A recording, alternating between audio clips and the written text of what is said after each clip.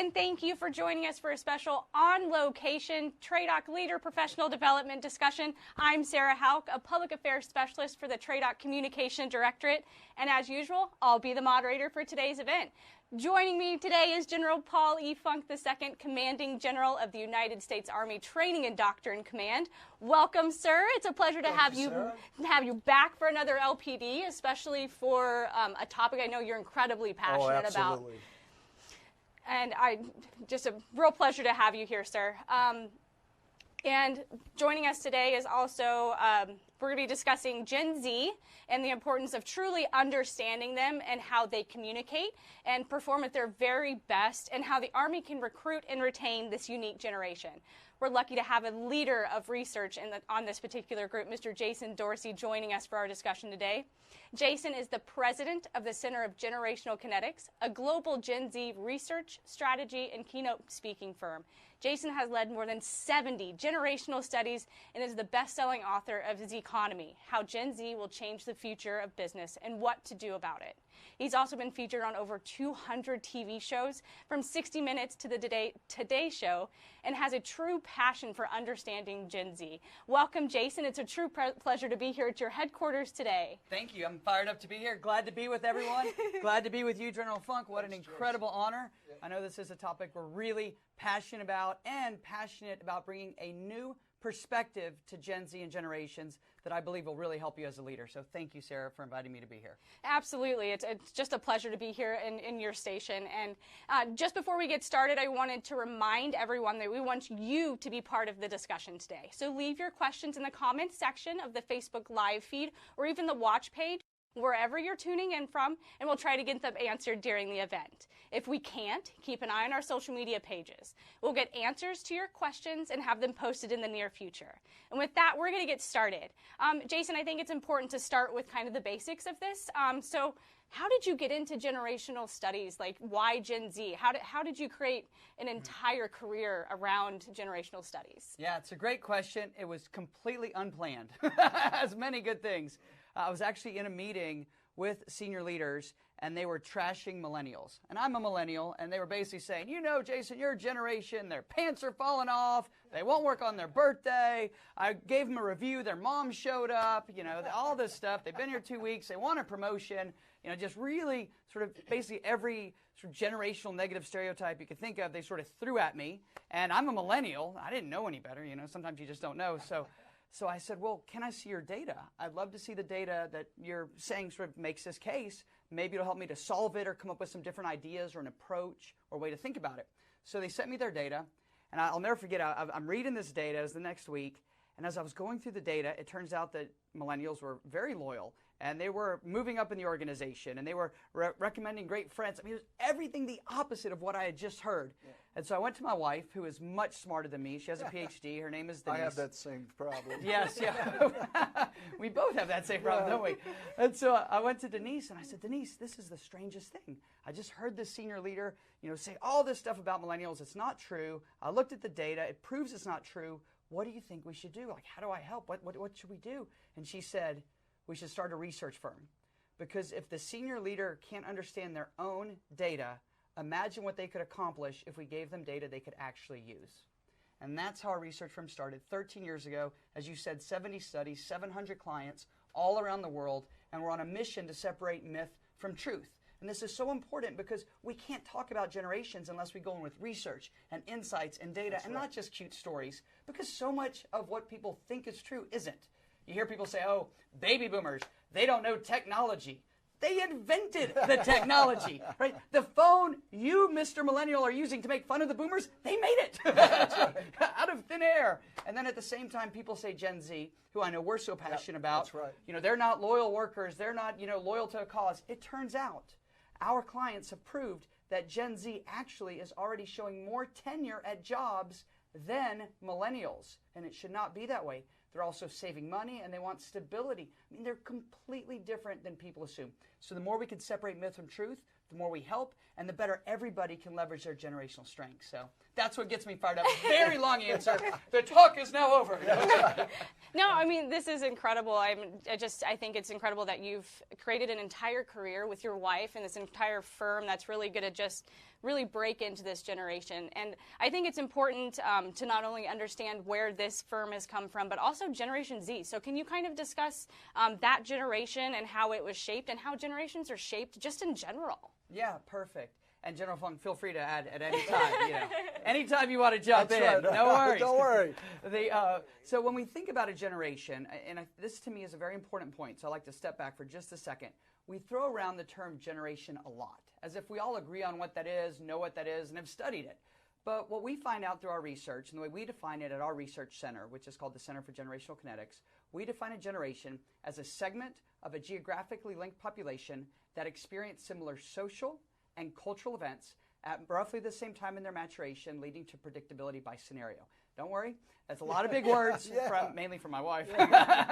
But really what it means, I grew up out in the country, what it means at the end of the day is two things, and I want to make sure we hit both of these. The first is it's a group of people born about the same time, which we all learned in 8th grade. Right. But the second part of a generation is almost never talked about, and it's incredibly important, and that is you have to be raised in about the same place. So born about the same time and raised in about the same place, because in the same country, within the same generation, you will see differences based on geography. By the way, this is almost never talked about, and it's a huge issue when we think about recruiting and retention and motivation. Absolutely. We'll see differences between urban and rural. We'll see differences from people born outside the U.S. who moved here who may be the exact same age as you. So I grew up in a small town called Brenham, Texas, between Houston and Austin, very rural area. My best friend is from New York City. He and I were born same year, same month, same country, yet we have some different views of the world based on where we were raised. Because geography has a huge impact. Trends originate in urban areas and spread out to rural areas. Or as he and I would always joke, whatever's cool in Brooklyn ends up in Brenham 2 years later. Well, what's really cool about that, Jason, is the Army's all about people. It is a people business.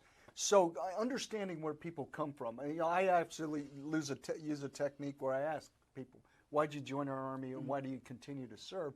And what the fascinating piece of what you just said is, while they all join from different parts of the country for different reasons, some to get away from things, some to get into things, some to for the educational benefit, you name it, but almost invariably they stay because of the people. And it's about the relationships they make along the way. So what you just said is really true. Even though New York City and Brenham, Texas, when they come together, they see more similarities than differences. Yeah, absolutely, and there's nothing like a common cause to cut across generations and unite people. Yep. And so that sort of brings me to the two things I want to make sure and share for all the leaders that are watching. When we look at all the trends that shape generations, right, when we look at all of them together, there's two that are most important, and there are two, I believe, that are going to transform the Army if they have not already, and I'm speaking totally out of turn. Fortunately, they don't know what I'm going to say, so that's really the secret to this whole deal. That's right. The first and most important trend that shapes generations, and Gen Z, which we're talking about, the most important trend, by the way, never comes up anywhere I speak, and that trend is parenting. How you are raised is one of the greatest influences of what you will go on to do. With your career, your education, your spending, relationships, how you view risk. We learn from our parents things like, and hang with me, because they told me I could be candid, is a job beneath you? Or, potentially, is it okay to consider a career in the Army? That's a real thing that we learn from parents. And people often say to me, Jason, I want to understand Gen Z. Okay, great. We have to understand how they're raised. Because that's the hidden driver that we're not talking about enough. And we can go into that in a little bit more. So parenting is a key one. The second one is technology. And what we learned at our research is that technology, every one of us up here right now, has a different natural relationship with technology that is largely driven by our age. And I'll prove it right now. And they don't know I'm going to do this. It's going to be fun. So awesome. I'm in. Yeah. What I'd love to know is, or just if you'll think about, what was the technology breakthrough of your youth? When you were a kid, maybe a teenager, you saw something, you got to play with something, you held, like the technology that just changed how you viewed the world. I'm going to let Sarah answer that. Mine was color TV. Yes! So, yeah. Yes! We got color TV! That was amazing. And for all of you paying attention at home, that means he remembers black and white TV. So it was the transition from black and white to color. And what's so fun about color TV is when I interview people about it, they usually didn't have the color TV. They saw it somewhere else. Yeah. Right? Yep, that's right. They saw it in a store, somebody else's house, but it wasn't theirs because that was a really rich thing to have. So my point is, you remember it, and all of a sudden the world just changed, Yes, right? it Okay. did. So Sarah, he bought you time. What was yours? Honestly, the shift from the obnoxious dial-up internet that makes the horrible sound and your parents are knocking on the door, get off the internet, I need to use the phone, to an unwired wireless connection where you can be on the phone and be surfing the web at the same time. I think that honestly is the biggest shift in technology that I can relate to, that comes to mind first when I'm asked that question. Absolutely. And remember when somebody would email you a picture in the early days of the internet, and it would take 30 minutes to download? Yeah, come in one at a time. And you never knew what the image was because it's like coming together in a random order, right? And so you remember that, which now, when you have high-speed internet somewhere, you just, why is it taking so long to download a movie? And there's a point to this, and that is, and this is one of our most famous discoveries, is that technology is only new if you remember it the way it was before. Otherwise, it's all you've ever known. And this is such an important point when we think about communication, recruiting, retention, engagement, training, you name it. So the person who joins the Army today, at whatever that age is, and whatever technology the Army has, that is all they know about the Army. They don't know how much better it's gotten over the last year, That's 5 right. years, 10 years. They have no context for all the improvements because it's all you've ever known. And this is such a big deal. Because when we look across something through a technological lens, what you think is massive innovation, you go, I sort of remember that change, not really. And the next person goes, it's always been that way. Right. And yet we have to bridge that constantly. And the point of all this, and the reason it's so important to share this foundational piece, is that when we look at generations, particularly Gen Z today, but every generation, generations are clues and not a box. And this is a big deal. We're not trying to say, give me your birth year and I have a crystal ball. It doesn't work like that. But mathematically, what we prove is that generations give us a head start to do three things. And when I think about TRADOC and I think about everything y'all do, these three things are incredibly important. And that is connect with, build trust, and drive influence. It's almost our leadership doctrine. See, I didn't even know that. It's like bonus points there all of a sudden. That's right. Get him in. Sign him up. But if we think about almost all the actions we're trying to drive, all the behaviors, every single one, recruiting, retention, teamwork, innovation, you name it, we have to be able to connect, build trust, and drive influence. Yes. And so when we understand generations, we get a head start to say, okay, well, if I'm trying to communicate with this generation, I know I'm going to bring these preferences. They might have these. Let me try to adapt to them first. Yep. And what happens is people are always shocked that it works so well. And it's because you and I like to communicate in the way that's comfortable for us. Right. Right? We meet and all three of us shook hands and made eye contact. Absolutely. And, we're sort of had this respectful conversation and excited about today's time. But other groups may not communicate in that way. Right. They may not know to shake hands or look you in the eyes. In fact, some of our work, they find that if they're looking you in the eyes, it's actually disrespectful. That's a huge deal. So as we just think about this framework today, I just want to make sure before we go into Gen Z, they're clues and they're not a box. Geography has a big impact. And as we look across them, we want to look at parenting, technology, economics, mobility, and more. And that helps us to have a constructive conversation because every generation is valuable and no one generation is more important than the others. But the better we understand each, the better we can pull forward their skills, talent, and ability. Absolutely. Yeah. Yeah, absolutely. And you mentioned building trust, and that's a huge foundational thing for us with the building cohesive teams. That's a major Army just push right now is to crack the code on how to truly understand every single one of our soldiers who are coming in, to make sure that they feel valued and that their knowledge, skills, and ability are being pulled out of them and truly being placed in the areas that they're going to shine in. So I think that's really interesting that I think we were kind of focused on understanding people's backgrounds and cultures and where they come from, like the economy and things, but it sounds like that might actually be a generational thing. It might, there seems to be some really tight correlations between that. So that's a really, really interesting correlation between what we're already doing as leaders to build those cohesive teams, to really get in and know everyone on our squad. And now it seems like we need to consider the generation that they're in, the technology that they are used to or think is just every day, like turning on a light switch sometimes. So this is really interesting. So yeah, we don't even turn on the light switch now. You just ask Alexa to turn it on. This is very true. There is no light switch. That's right. Which always freaks me out a little bit, I gotta say. So Big Brother's always watching, I think. Absolutely. We're just used to it. Yeah, who is this person, Alexa? And where is she? Yeah, well, my daughter, who I know is watching, she wakes up every day and asks Alexa to tell her a joke, right? Yeah, I mean, that's her awesome. first conversation is with Alexa, you know, followed by what's the weather and, you know, all this sort of stuff. But then this goes back to a great point, which is trust in everything we're talking about. When you look at it through a generational lens, it's just another way to approach and sort of think through a situation you're trying to create or an experience you're trying to have. And to me, that's really important. It's not saying that, you know, a disc profile or some other different way of looking at people is invaluable. It's, as a leader, I want to know all these different ways I can think about and approach a situation, because then I can be best informed and I can choose, this is really the secret, not just what works for the other person, but what works for me. And so this is the trick. It's not about catering or coddling. And I have a big soapbox on this, so I apologize if I go off on it.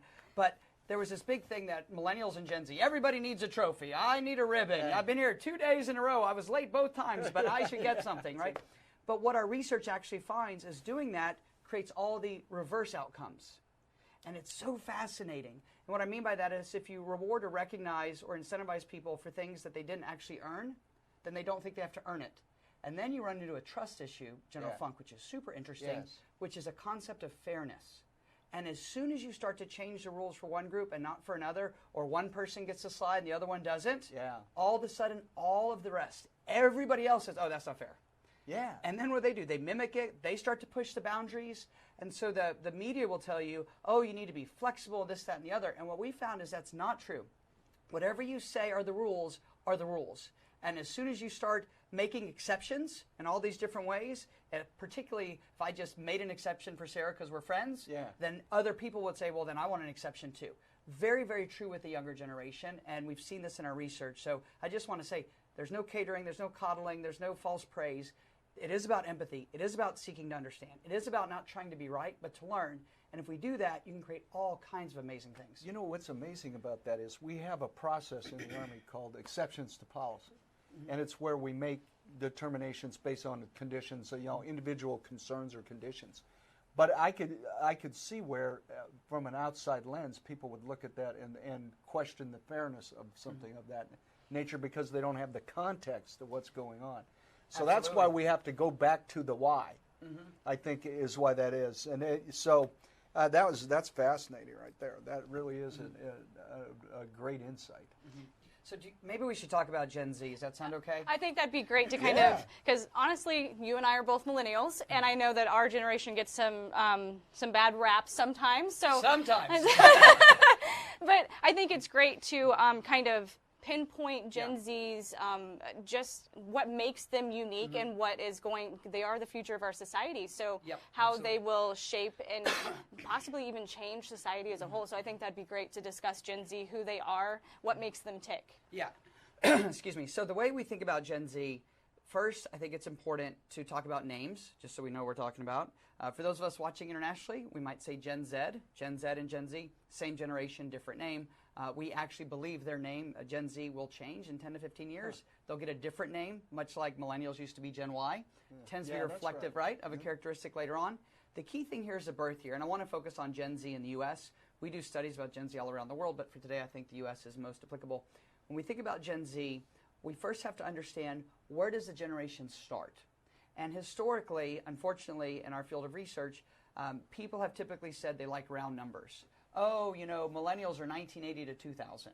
And then I say, well, where did that come from? And they say, well, it's 2 decades, which is just totally made up. Why don't you pick, 79 to 92? I mean, it's just like completely arbitrary. And so when we think about generations, we're trying to find predictability by scenario, which means they start to behave differently over a long period of time. Now, sometimes there's an event, and in this case, there's an event. It's a very personal event to me. Other times, there's not an event. So when we think about what separates Gen Z, who's younger than you and I, from millennials, who are us, when we think about that, there was one key event, and it's maybe a little bit personal, but I'm going to share it if it's okay with you. And that was September the 11th, 2001.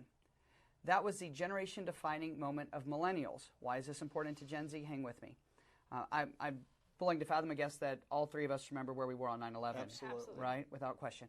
So for me, I was in Los Angeles. I was there with my father, and you've met my father. Yep. And my dad is a big guy. He's 6'4", big baby boomer, and we're out in Los Angeles. I was there for work, and he was traveling with me.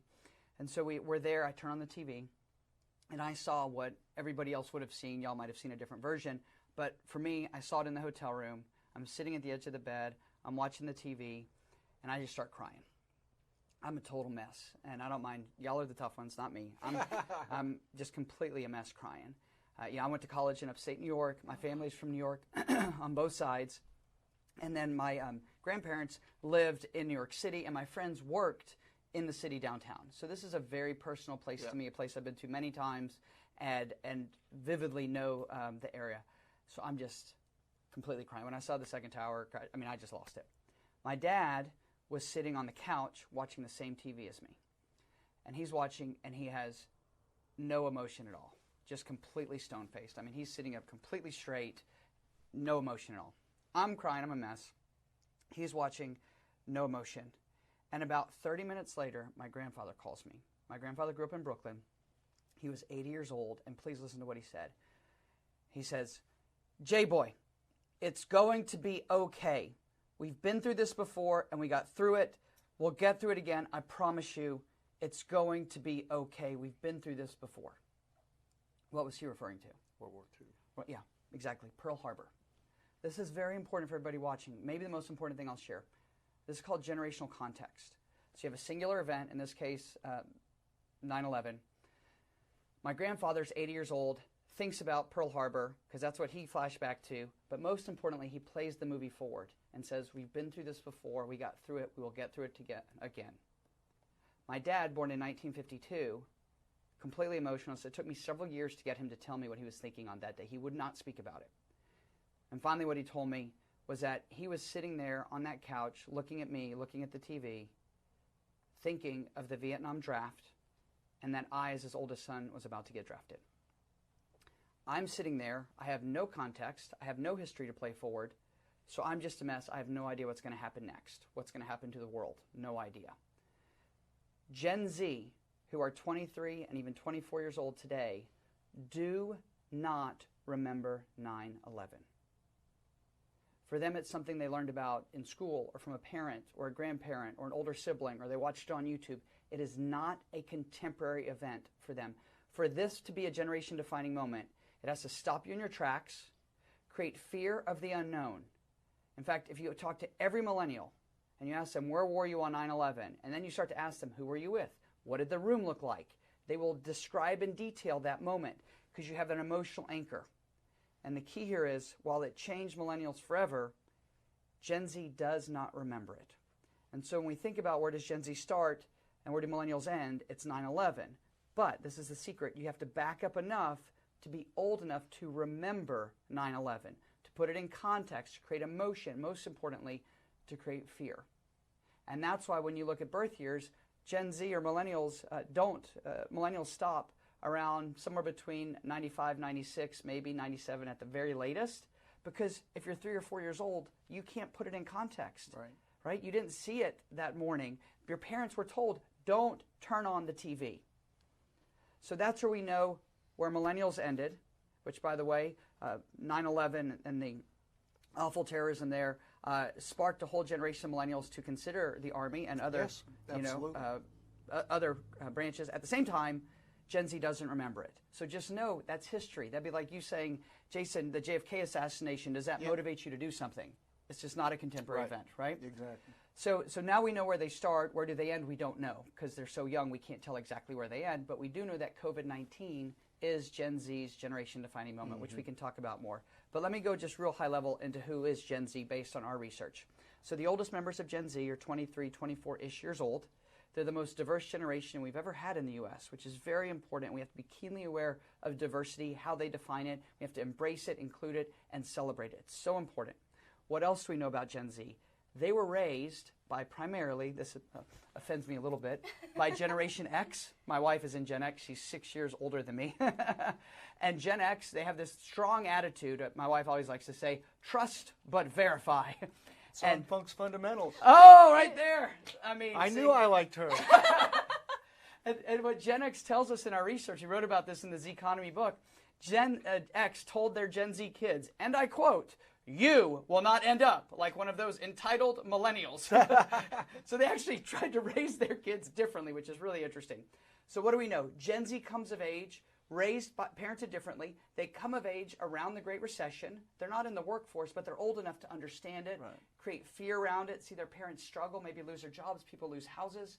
At the same time, we know that as Gen Z's coming of age, right, they're coming of age, what do they have? Social media and smartphones. For millennials like us, those were still new, right? We still remember the times before them. Gen Z does not remember a time before that. In fact, when I call my daughter, may I borrow your phone right here? Absolutely. Don't worry, I promise not to unlock it. Yeah. So when I call my daughter, who's 10 years old, Raya, how do I speak with her? Like this, right? Yes. We do FaceTime, right? Right. And if I call her like this, she won't talk to me. Yeah, exactly. Because phones were not made for talking, they're made for what? Video. Yeah. Exactly. Yep. What was the cartoon where you could see the person you were talking to? Do you remember? Yep. The Jetsons. Yes, The that's Jetsons. right. She's living the Jetsons. Okay. She will think the Jetsons is about the past. Yeah. So they've always come of age with smartphones. And people say, well, Jason, why do they trust TikTok and social media so much as news? Because it's all they've ever known. Like, that to me is so important. So different relationship with technology. They're the most globally connected generation, which changes a lot of conversation. You start to put all that together, plus the pandemic, they are very different than millennials. Yes. And to me, this is the secret. People say Gen Z is a more extreme version of the millennials. That is completely false. They are a fundamentally different generation, raised differently, different technology, different economic events, very different experience during COVID, which I'm happy to talk about. The result is what they're bringing into adulthood is different. In fact, we predict, most controversial thing I'll share today, we predict that in many workforces, Gen Z will actually leapfrog millennials. Why is that? What our research is showing is that Gen Z, and you see this right now, by the way, Gen Z is driving summer employment. So if you look at who's taking these summer jobs, it's Gen Z. They're going $15 an hour. I get to pick my schedule. I can start right now. Yeah. Amazing. Gen Z, the teens are actually helping to drive a lot of this rebound. Nobody's talking about the teens, but they really are. Remember, they're frugal. So what do we think? Who do you think gets promoted faster in a typical work environment? The person who says, I've been here 3 months, where's my promotion, and I want to work remotely? Or the one who says, I'll take whatever job you have, just give me a chance? Well, I think absolutely, which goes to the recruiter question. Mm-hmm. Really, it does. And when you think about that, that's who we're competing against. Mm-hmm. Those industry entry jobs, that's where we're trying to get our recruiting force into connecting to those people. So if you get a chance, Jason, hit what the techniques and where we can go with the actual what kind of media we ought to connect with, too. That would be very helpful. Yeah, can I jump into that, Sarah? No, Is that absolutely. okay? No, that was exactly where I was thinking, because it's like we have the millennials who are joining our force now, and we have mentioned that they have a much different relationship with technology and where they get their news, which would be how to join our army. So all of that matters. How do we reach Gen Z, who's always on their phone when the Army's recruiting techniques may be more old school? For us, it's not old school. It's a commercial or an ad we see on the internet. So how the we Army's not old school. General Funk didn't bring a piece of paper and a pen to take notes. Guilty. So when we think about trying to what we call generational marketing, when you think about trying to engage Gen Z in particular, this is one of the most important things about recruiting and marketing. Because to me, recruiting is marketing. Like at the end of the day, that's all it is, right? That's right. We're trying to get people to see themselves in a future state that we believe is the right one for them. So when we think about recruiting, the key thing is you have to go to where Gen Z already is. And this is a very big deal. Yes. Historically, recruiters, and this is just not all recruiters, I'm just saying recruiting in general, they're going to come to us. They're going to come find us where we are. Maybe they're going to go to a big sporting event, or maybe I'm going to meet them at a campus somewhere, or somehow they're going to walk into some location. And what we found is that's just not true anymore for a bunch of reasons. You have to go where Gen Z already spends their time, which we know is social media. Ironically, it's different social media platforms than other generations, even millennials, right? Gen Z will tell you, oh, Facebook, that's for old people. You know, like millennials with your skinny jeans and your side part. So, did anybody get that joke? I did. I got it. Okay. Yeah, thank you. I liked what you did there. cover my side part? Look, there's a whole bunch of people watching right now. Like, I have no idea idea. what he's They're talking Googling about. right now. What is a side part and what are skinny jeans? I'm in the Army, Jason. I don't know. But when you think about this, where does Gen Z hang out? TikTok, we know. YouTube, we know. Snapchat, even Instagram. But if you had to pick some of these, where would I focus my attention? I would focus very heavily on TikTok, because we know TikTok is a very big one. It's we joke, it's sort of a time suck for Gen Z. They turn it on, and hours later, they're still there watching whatever the latest video is. At the same time, the other one is YouTube. Now, so many people think YouTube is, oh, that YouTube's for other people. No, no. YouTube is where Gen Z goes. That's their version of television. Okay, this is really important. Of all these people that bought smart TVs and the biggest TVs, when you look at Gen Z, what size TV are they looking at? One this big, right? And they're on YouTube or they're on TikTok, maybe on Instagram or Snapchat. But the key is you have to go to where they are first and foremost. If you are not there, they are not going to find you. This is incredibly important. Now remember, it takes a lot of impressions to build interest. Yes, it does. So it's not just going there once and doing one interview. Yeah. It's being there, being relevant, served up the right way, and so forth. So the first is we want to go to where they are in digital media. And then when they want to connect with us, let's say you're driving a conversation, you've got to make sure you communicate in the way that works for them, whether that's text message, video chat, whatever it is. We always want them to come to us and communicate how we like it, but that's not what you do in a recruiting process. Right. You have to go to where they are, and that's so important, through the methods that they like. So first is knowing that. Second, as we think about messaging to them, and again, I'm probably speaking out of turn, the good news is I did not get approval. And that is we have to set up our recruiting messages in a way that they see diversity, that they feel celebrated, and I'm going to go really deeper for a second. They have to see their own story in the stories. Yeah, it's fascinating. You're exactly right, too. And it's why I ask those questions. Why did you join and why do you continue to serve? Because they need to see themselves in the group they're in. Yep, absolutely. Yeah. And going even further than that, because you know me, we're behavioral researchers, to go even further, what you want to do is they need to see themselves being successful in that future state. Yes. It's not just can I get in. Right. It's can I be successful? Yep. And then does that definition of success align with what I want? So for example, what do we know that Gen Z really wants? We know that they want stability in an employer. That's a big deal to them. A lot of people don't talk about that, but stability is a huge deal for Gen Z. They want benefits. We've never had a generation so young ask about benefits in their recruiting. Yes. And it's so fast. I talk to recruiters all the time like, Jason, it used to be that when you talk to millennials about the bennies, that meant like money, that show me the Benjamins. When you talk to Gen Z about bennies, it means the benefits. Yes. Like, what am I getting? Am I getting retirement? This insurance. They want pet insurance. I mean, like all kinds of fun, interesting stuff. Yes, that's true. I have that on my Q code, by the way, which I have. So the idea here is we want to pull forward to them what matters to them now. By the way, a lot of people like to say what's going to matter to you later.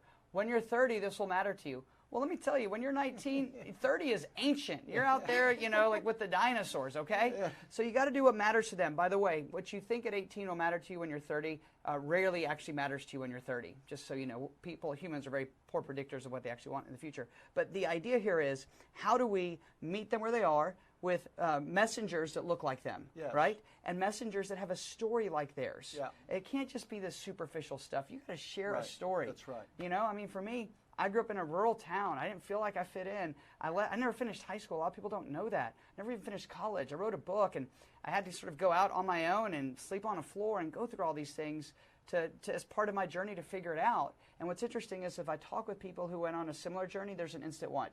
Connection. They go, I totally get that. I know exactly what that feels like. Yeah. And so that's what we're trying to create with the generation. And it's not about dressing hip or cool or anything. They see through that in a second. Yeah. What else do we need to do in recruiting? We need to make sure that we stay in much more frequent communication. Now, frequency of communication drives trust, but we have to do it the right way, which tends to be digital. So that's text, it's messaging, it's these sorts of things. It's not calling them up or trying to meet them face-to-face.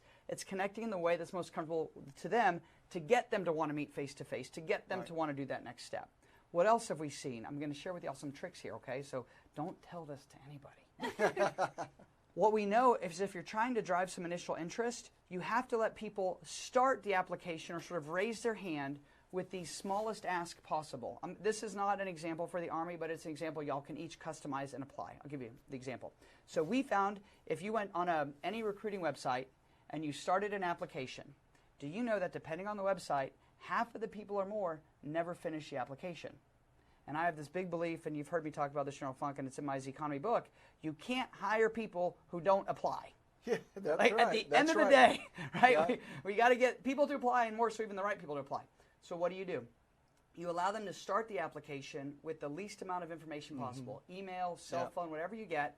And then, this is the secret, they need to save as they go. And here's what we found, is if they start it and they save it, or even if they just start it and don't finish it, that gives you the ability to reach back out to them, and it says this.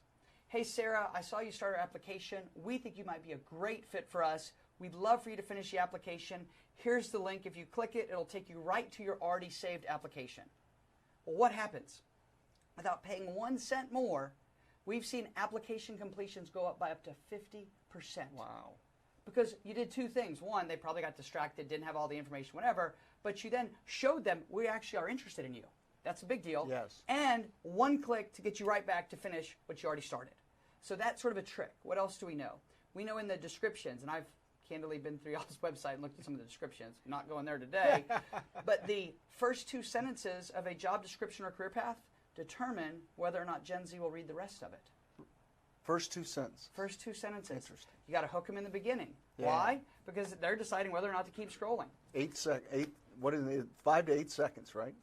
Exactly. Yeah. And in words they understand. Nobody's impressed by your big words. Nobody knows half the things that y'all are putting in there, okay? It's super cool you know those words. They don't know the words, so Right. it doesn't work, right? So the trick here is the first few sentences need to grab them. Most important thing you can put on any recruiting page is a video. Because what you'll find is people click play before they start to read. This is a generation that has been conditioned to not have to read anything. At all, ever. Now you sent them to a recruiting page full of a whole bunch of text. That's right. That's actually absolutely Which, right. by the way, sends a subtle message of we don't actually understand who we're trying to engage with, right? Mm-hmm. So once you start the recruiting and you keep them engaged, then you want to be able to provide assets or resources that they can share with the blockers. Who are the blockers? Parents. And friends.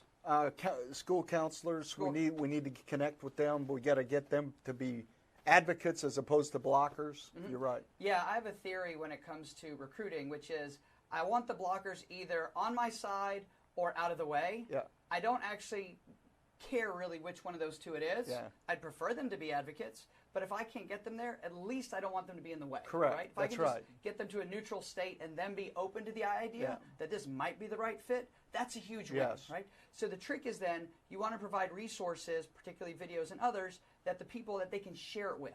It needs to be easily forwarded or shared. Hey, Mom, or hey, Dad, or hey, counselor, or hey, whoever it is that you look up to, I'm thinking about a career in the Army. Here's something that I thought, we take a look at this, tell me what you think. It's just a simple conversation starter to try to get them on the right side with you. So language and dialect also matter then, Jason? Massively. Yeah. By the way, English, Spanish, multiple languages. And my wife, for those of you that follow our research at CGK, my wife is Hispanic. She speaks Spanish. My daughter goes to a Spanish school. And one of the things that's interesting, when you offer content in dual language, there's 2 things you've got to worry about. One is putting it in a place in a way that's very respectful to both. You've got to make sure, by the way, that it says the same thing, because sometimes it doesn't say the same thing. Right. And when people are trying to talk about it, but you need to make it easily shareable. So that when you send it, because sometimes what we're finding is when they share it with a parent, or more likely the grandparent even, they need to be able to read it in a way that they're very comfortable with. And sometimes people will make things very formal in other languages because they think that's the right approach. And it turns out that's very hard to read. So as we put these things together, we want to make sure that you have the right information, as you said, dialect and so forth. We want as much of it in video as possible. By the way, if you have videos, they've got to have subtitles. People that don't watch the videos, they read them. It's really funny. They read them as they play. It's hilarious. So it's these sorts of things, for a group that doesn't read, right? It's like, they don't want to scroll down, but they want to watch it, and then they'll decide. That also increases, by the way, the view rate of your videos, is if they start with subtitles. So the idea here is we, right, all of us who are trying to reach and connect and build trust and drive influence, need to adapt to them. And if I could leave everybody with one thing, when it comes to recruiting, it's not about getting them to adapt to us. That's not recruiting. Right? Recruiting is adapting to meet people where they are in a way that connects with them to get them to want to go on a journey with us, so ultimately they see their future in alignment with ours. How do the values, take the Army values, for example, Jason, how do those buy into them wanting to stay or continuing to be interested in serving or seeing themselves with us? How does that work? Sure. So in general, these are all unfortunate, but you know me, I'm very much into data, and you got to tell the truth. There's a lot of healthy skepticism about things such as values, core values, mission statement, purpose, all that by these younger generations, Right. Gen Z and younger millennials, which makes sense, by the way, because they've come of age at a time where a lot of big organizations didn't live up to those things, right? We're all about the environment, and then they do all this pollution, right? I mean, we could go through tons of these. Yeah. We care deeply about our employees. COVID hits, we lay off everybody, but the CEOs make all the money, Right. Like all this sort of, those narratives have really Right. stuck with this generation. Right. So the trick for them to be excited or inspired about values is they actually have to see the values in action. Okay. And the key here, this is really important, and I appreciate you asking this question, is that the values, the irony is, values are often spoken about by those at the top, but they're best exhibited by those at the bottom. Right. Right? And so yes, you see the executives or the senior leaders talk about the values, but the real question always is when you go to the person closest to the front lines and you ask them, what are the values? Do you believe them? Have you seen them live up to it? That's where you get the most candid commentary. And so whenever we're trying to bring values to life, we want people at different sort of levels, if you will, experience, backgrounds, ages, you name it, to be able to share their experience interacting with those values. In fact, you know me, I'm very specific about it. I like to see values in action. Yeah. Where's the time that the values of the organization were challenged and the organization did the right thing and stood up for the values, even when it was uncomfortable? Even when people didn't like it, but it was still the right thing to do. That's what people believe in, right? You have to really bring those values to life. And if recruiters are going to talk about it, then recruiters need to share how the values have impacted their life, how they've lived it, it's how a they've personal experienced. story and a personal journey. Yeah, absolutely, 100%. And the values need to be consistent. They need to be messaged everywhere, and they need to be the kind of thing that when we talk about those, and I see this a lot in meetings that we do, we'll ask, how have you lived one of our core values? I mean, y'all saw my core values on the wall in the next room. But so we ask, how have we lived the core values this week? We even give awards for who best of the one of our values, you know, this quarter, that sort of thing. Yeah, we try to do the same thing. Yeah, because you want it to not be a poster. Correct. You know, it's got to be something that people actually believe in and will stand up for and fight for. And you know, they're not going to give in. We call these non-negotiables. Yeah. These are the things that even when it's uncomfortable and it's exhausting to do it, and you can't believe you got to go do it, you still do it because it's a non-negotiable. That's right. And I know that the Army and the leadership has non-negotiables just because the Army is built on those core values that everyone is held accountable to. That's right. They're given to you as soon as you walk through the gates at the MEP station. That is where we build the foundation of the Army, is through these values. And I think the Army has done a very good job, specifically at TRADOC, of sharing those stories of soldiers on the TRADOC squad living up to those values. Because like you said, Generation Z, they want to see those values in action. They want to see how what they do on a daily basis fits into the Army and the values that are foundational for this force. So I think that's incredibly it's reassuring to hear that that's what they want to do, and that's really the focus that we have, sharing information through the TRADOC channel, specifically with videos of people saying, hey, I love what I do, and this is why. And just that connection that you mentioned. Yeah, you sparked something that I'll share too, which is how do we fit into things? One of the areas of research we've looked at and done a number of studies on is that Gen Z really wants to know how they're going to have an impact on the organization. Right. Like, where do they fit, not so much in the organization, but how is their role important to the overall organization, right? And that's something that a lot of times is not messaged. What's messaged is, and I'm not speaking for the Army, I'm speaking sort of generally, which is, here's what your career path is. Here's what a progression looks like. It's a very linear, here's how you can move up. By the way, that's a completely baby boomer thing to do. Well, right? we have, yes, exactly right. Did I just speak out of turn? Am No, I not being invited back? No, that's exactly right. We have career paths, and everybody wants to know how they're going to excel, and it's the journey that matters. Absolutely, and the idea that they have some influence over options and pathways, and that they're a part of the bigger piece, and that the bigger organization is stronger and better because they're a part of it, right? It's really this high desire for impact. It's not that they expect to change the organization, but they want to know that by being there and contributing, they're actually going to have an impact. Yes. And to me, that I think it's so powerful. Another way that we think about this is if you want to retain people, one of the most important things you can do is show them they're making progress even if they're not getting promoted. Which we call the counseling system, and that's what we're supposed to do. Is you're supposed to do performance-oriented counseling every month to show where you stand and what you're doing and how you're impacting the organization and where you're moving up on your career path. That's kind of a baby boomer thing too. It actually happens to be an Army doctrine thing as well. So, so we're probably on the right track there. Yeah, and the way I would think about it is frequency of that feedback really matters. So we did a study on that, and basically Gen Z wants to hear from their leadership, and y'all may not be able to do this, so don't log off yet, is that they need check-in feedback once a week for at least 5 to 10 seconds. That's amazing. I see that. I absolutely see that. Does it have to be written, or is it digital, or is it voice? No, it could be as simple as great work, or saw how you solved that problem, or even just, it doesn't make work here, but thanks for being here. All those little bitty, I like to think of them as text messages that you're giving to them once a week makes all the difference in the world, because they feel included, they feel valued, they feel seen, like all of that stuff. And it's not like we need to coach them up. That's not it. That's not what they're saying they want. They just want a sense of connection from the leadership. And the frequency happened to be once a week for 10 seconds or less. I like to say that that's catching people doing things right.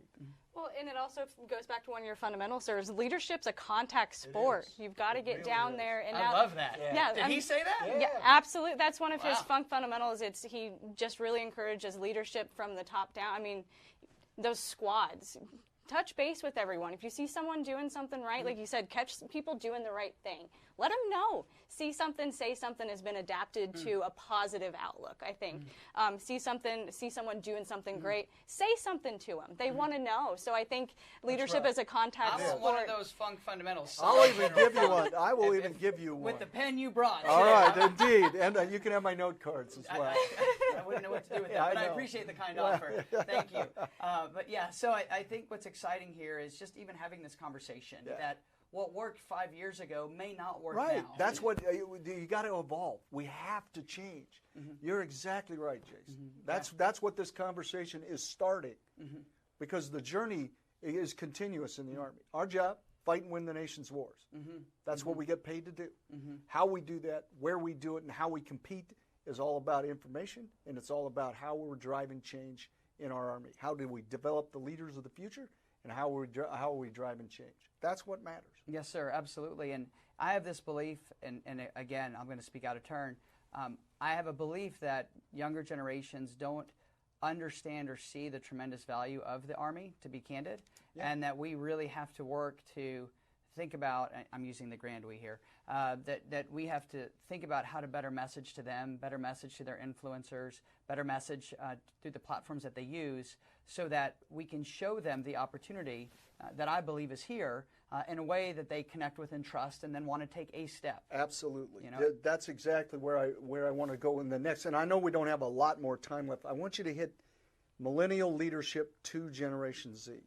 I want you to talk about that. And we got about 10 minutes left, it looks like. So hit that piece. Sure. So the first thing we found with millennials as leaders, and I'll just sort of separate myth from truth, millennials can be fantastic leaders. And I think sometimes because of all the nonsense that has been said about our generation, Sarah, you and I, millennials, they don't have work ethic, they don't know how to do this or that. Okay, for the record, I was here early this morning. Let me just be crystal clear. I was here early yesterday, and I'll probably be the last one here today as well. So, this sort of myth that millennials don't know how to lead, don't have work ethic, all that stuff, it's just not true. We call it generations by proxy, which means one person that fits that, and you're like, everybody's like that. And as I always tell the executives, that happens to be your kid. I entertain myself. So when we think about millennials, the first thing is to go, okay, millennials can be great, great leaders. You just got to go in with that mindset. What do we know that they can continually build on? Communication styles and preferences. Many millennials that have moved up in the organization have learned how to communicate with older generations. It's part of the reason they were able to effectively move up. They learned how to work with Gen X. They learned how to work with boomers. But now it's at this really, and this, by the way, is not generational, it's life stage. They're at a life stage where now a new generation has come in with a different relationship with technology, a different way they prefer to communicate, different views on social causes. By the way, in our research, what Gen Z views as the most important social cause is different than what millennials view. At the same time, different views of money, like all these different things. So the key here is this for millennials as leaders is say, okay, a new generation has arrived. We've not been through this before. We've got to relearn how to lead this next generation. That's right. That's right. That to me is really the key first step, is going, okay, just because it's worked for the last 10, 15 years with those older doesn't mean it's going to naturally work with those who are younger. In fact, it could be a complete turnoff. Many millennials, you remember when you were in your early 20s, and you're like, why are you doing that? Let me mail you a letter. Like, we never went to the post office, okay? My mom got the letter, right? So the idea is that you want to first adapt to where they are and how they prefer to communicate.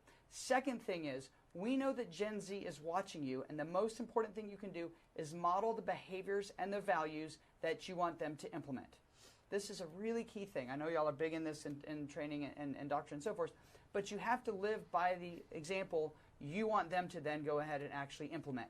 Yep. So, by the way, new leaders, number one thing they mess up. They want to be friends with the people they're leading. Right. And it is a super slippery slope. You can be friendly, but you got to be careful with that. You're still their boss. Yep. So you have to step into the role of being the model for the next generation. Yeah. And then the third thing is taking the time to learn what's important to them, because so often it's different than what you actually think what's important to you. And I'll throw in a bonus one, which is, particularly in times of transition and in leadership, you have to be crystal clear on what is not changing. Yeah. So often, everybody wants to talk about what's changing. Right. New this, new that, new this, changing leadership. Yeah. What people need in organizations is stability. So they need to know what is not going to change, not just where you want to focus on what is changing. When we think about leadership, whether it's by transition or leading younger generations, it's really important to be clear on that. Both what's new and different you're going to hold them accountable to, including yourself, and also what's absolutely not going to change. And be crystal clear. And by the way, you may have to share it in a few different ways for it to really stick, but that's just human. That's technique matters. Mm-hmm. It Absolutely. really does. It's, I like to sum up the leadership part of, be no do. I'm an old guy, so right, be the leader you want to be led by. Mm-hmm. Know your squad. In other words, know the people in your organization, and then do the right things the right way. Mm-hmm. So I have to, I'm an older guy, so I got to remember just short things. I'm still not doing a push-up contest with you. I'm not arm wrestling. We're not even going to thumb wrestle. All right? Right. I accept none of those. Awesome. No, this has been really great. And I think some of the key things that I've pulled away from this conversation is that we're moving in a really great direction with communicating with Gen Z. We have initiatives like This Is My Squad, where we're really getting down into the nitty-gritty of who we're serving next to. We want to know where they came from, what their family structure is, those kinds of things that really determine who an individual is and how they succeed in a force like the Army. We also have Why I Serve, and it sounds like, based on the conversation today, Gen Z's Why I Serve is going to change a little bit, just because they're driven by different things because of the way they were raised or parented, or their that target event within their generation. So I think these are really, really great things that as we move forward and we get these younger soldiers to explain to us why they serve, and I think those questions when you have contact with any soldiers of why did you join the Army and why do you continue to serve, as those change and adapt, those are going to be great milestones and keystones for us to grab onto those those trigger words that these individuals. Correct. That's why I do that, Sarah. Absolutely. Absolutely. I mean, it's about collecting the data. Right, and it may be verbal data, it may be actual number crunching data, but it's all incredibly important to understanding so that we can continue to be the Army that the nation trusts. And because General Funk always says we have to build trust because we need parents to feel comfortable sending us their sons and daughters. And we have to understand those sons and daughters that are coming to us so that they can feel valued and like they are making an impact on something that is much bigger than them, and see it in almost a tangible way. So I think we've got some really great initiatives that we can build on and make some changes to as the Generation Z continues to come in. And I think we've got some great information for our recruiters on how to connect with those people. And I think we've just got a really great foundation after this conversation today. So I want to thank Jason and General Funk for this incredibly insightful conversation on the generation who is the future of the Army and the society as a whole. Jason, is there anything you'd like to say to kind of wrap up today?